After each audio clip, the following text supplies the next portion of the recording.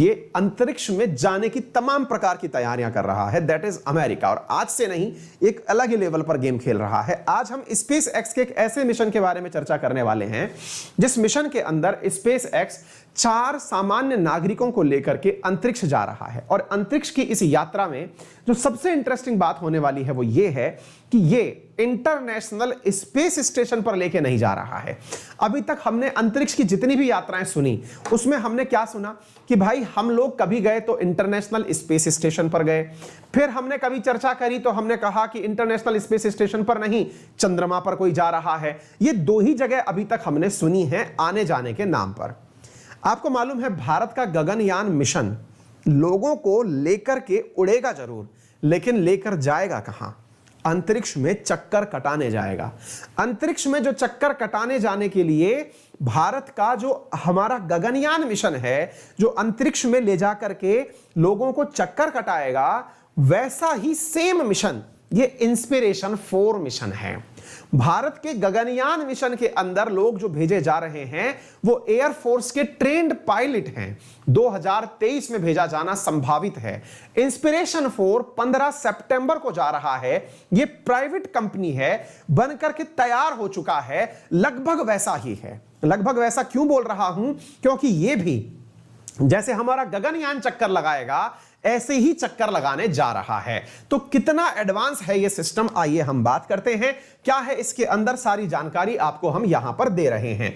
All civilian का अर्थ हुआ यहां पर सारे आम नागरिक जाने वाले हैं। कोई वैज्ञानिक नहीं जा रहा है, कोई यहां पर एस्ट्रोनॉट नहीं भेजा जा रहा है, ठीक है।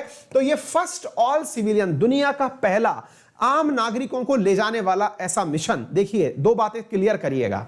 आपने इन दिनों बहुत सारे स्पेस के आपने वो सुने, एग्जांपल सुने। जैसे रिसेंटली आपको मैंने बताया था कि इसकी स्पेस एक्स कंपनी ने स्पेस टूरिज्म के अंदर एक क्रू मिशन लॉन्च किया था, जो कि आपको लाइन याद होगा, कर्मन रेखा 100 किलोमीटर तक गया और वापस नीचे आ गया। ऐसे ही मैंने जेफ बेजोस का आपको पढ़ाया था, न्यू शेफर्ड नाम से एक विमान गया, कर्मन रेखा के आसपास गया, नीचे चला आया। ऐसे ही मैंने आपको बताया था वो जो विजय माल्या के अवतार हैं, जो अमेरिकी वाले रिचर्ड ब्रांसन, उनकी कंपनी से उड़ा हुआ विमान था, वो गया और जाकर के वहां से वापस लौट कर चला आया। 100 किलोमीटर की तो यात्रा हमने बहुत सुनी। इसके अलावा दूसरी यात्रा हमने कौन सी सुनी?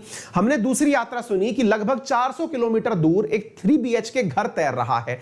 और जो 3 BHK घर तैर रहा है उस घर का नाम है इंटरनेशनल स्पेस स्टेशन। अक्सर हमने सुना कि लोग यहां से उड़ के जाते हैं, इंटरनेशनल स्पेस स्टेशन में जाकर बैठ जाते हैं। हमने दूसरी चीज ये सुन रखी है। अब हम तीसरी चीज सुनने जा रहे हैं। इंटरनेशनल स्पेस स्टेशन धरती से 400 किलोमीटर के आसपास है। धरती से 400 किलोमीटर की ऊंचाई पर वो चारों तरफ धरती के चक्कर काट रहा है। अब जो हम भेज रहे हैं, यानी कि स्पेस एक्स जो भेज रहा है नासा के केनेडी स्पेस सेंटर से 15 तारीख को, वो धरती से 550 किलोमीटर ऊंचाई पर चक्कर काटेगा 3 दिन लगातार। साथियों, दुनिया ने धरती के ऊपर 2 चीजें बहुत सिग्निफिकेंट रूप से छोड़ रखी हैं। इनमें से एक का नाम है इंटरनेशनल स्पेस स्टेशन, जिसके बारे में अक्सर हमने बहुत पढ़ा है।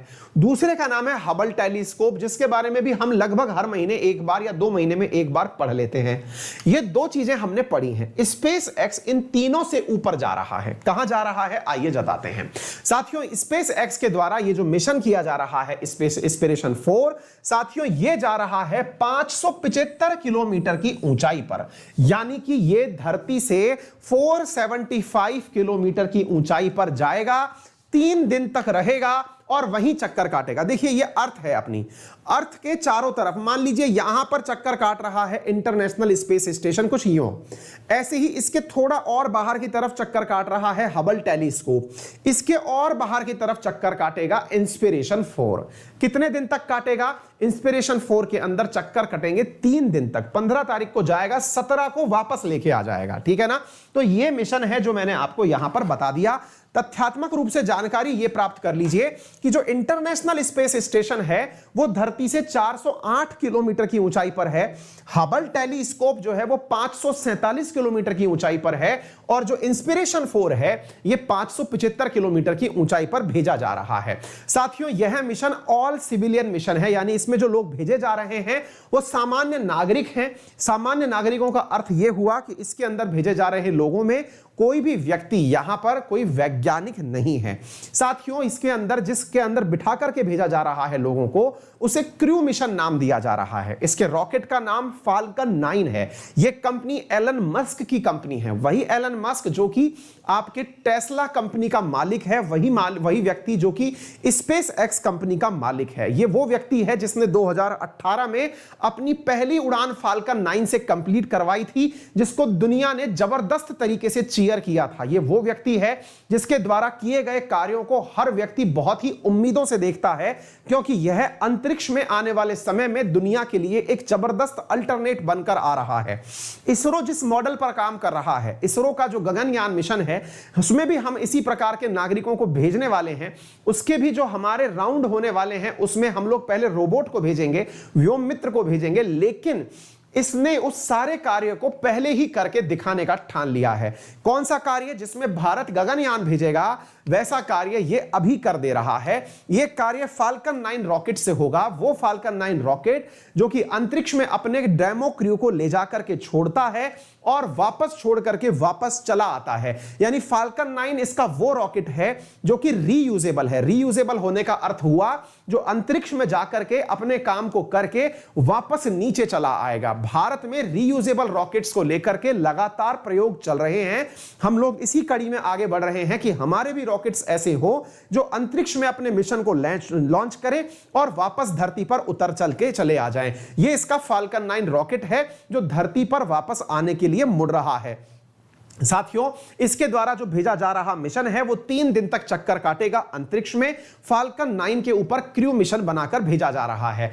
इसके लिए भी ये पहली बार नया इसलिए है क्योंकि ये इसे स्पेस इंटरनेशनल स्पेस सेंटर पर नहीं भेज रहा। इससे पहले इसने जितनी भी बार नागरिक भेजे हैं वो इंटरनेशनल स्पेस स्टेशन पर भेजे हैं। इसका फाल्कन 9 अभी तक लोगों को इंटरनेशनल स्पेस स्टेशन तक तो लेकर के गया है। ये जो आप गाड़ी देख रहे हैं ये एक डेमो है इस चीज का कि किस प्रकार से यहां पर नागरिकों को भेजा जाएगा, है ना। कार नहीं है वास्तविकता में, ये असल में पहचान है इस बात की कि टेस्ला अब अंतरिक्ष में भी चल रही है। कहने का अर्थ यह है एलन मस्क कार के लिए ही जाने जाते हैं। इनकी कंपनी कार निर्माण के लिए जानी जाती है। अब इनकी कार निर्माण के नाम पर जो रीच है वो ये बताई जा रही है कि इनकी गाड़ी, यानी इनकी गाड़ी, एलन मस्क की गाड़ी अब अर्थ के चारों तरफ भी चक्कर काटेगी। ये फाल्कन 9 जब सब कुछ छोड़ करके लौटता है पृथ्वी की तरफ, तो आप इस दृश्य को देखें, बड़ा ही जबरदस्त दृश्य होता है।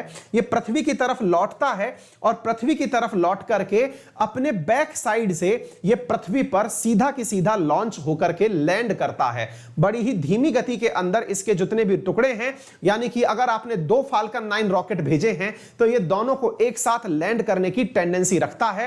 इन दोनों को ये लॉन्च करके नीचे दिखा सकता है। ये इसका वो दृश्य है जब कभी फाल्कन 9 को पहली बार भेजा गया था 2018 में। इस प्रकार का ही ये रॉकेट लॉन्च करने वाला है जो कि अंतरिक्ष में छोड़ करके वापस नीचे चला आएगा और सकारात्मक रूप से धरती पर लैंड हो जाएगा। साथियों, ये अद्भुत टेक्नोलॉजी इंडिया के पास अभी तक नहीं आई है। जैसे ही ये टेक्नोलॉजी आ जाएगी, हम स्पेस के मामले में इसरो के द्वारा जो गगनयान मिशन भेज रहे हैं उसके मामले में भी सक्सेसफुल हो जाएंगे। ये जबरदस्त लैंडिंग है और इसके लिए बहुत ज्यादा मतलब प्रिसीजन और एक्यूरेसी चाहिए होती है जो इसके द्वारा दिखाई जा रही है। ठीक है ना।